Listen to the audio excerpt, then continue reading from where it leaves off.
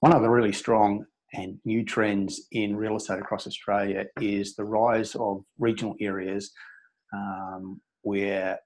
particularly in the States, where the capital cities have recently had strong markets, and this is particularly so in Victoria and New South Wales. It's a very, very strong and evident trend that regional cities and towns in the States, where the capital cities have recently been strong, namely Melbourne and Sydney, are now got very strongly rising markets, even as those capital city markets wind down. This is particularly so in regional New South Wales. There are a record number of rising markets, according to our research, in regional New South Wales. So the city market has obviously had its boom and is winding down, well past its peak now. And we find it very hard in our research to find any markets that we would call rising markets in Sydney. But across regional New South Wales, there's a record number.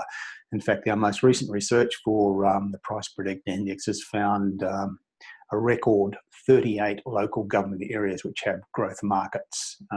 60 suburbs or towns across regional New South Wales have what we call rising steadily markets, likely to lead to strong price growth.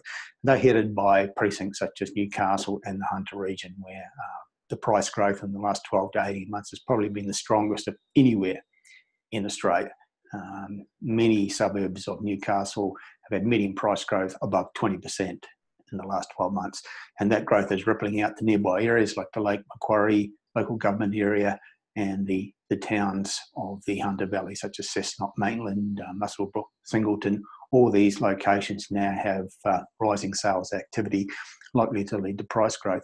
But it's not just that area. There are rising markets right across New South Wales, Queanbeyan near Canberra as an example, Wagga Wagga, Tamworth, Orange, Dubbo. All these markets, very, very strong regional centres, all have reasons for growth in their own right because they've got strong local economies, growing regional centres with diversity and growth, jobs creation happening in their local economies, but also some of the smaller places in New South Wales that you might not ever consider as investors. And I'm not suggesting you rush out and buy in these places, but it is just noticeable that there is uplift in all kinds of places, including Griffith, Broken Hill, Inverell, Kempsey, Leeton, Tumut.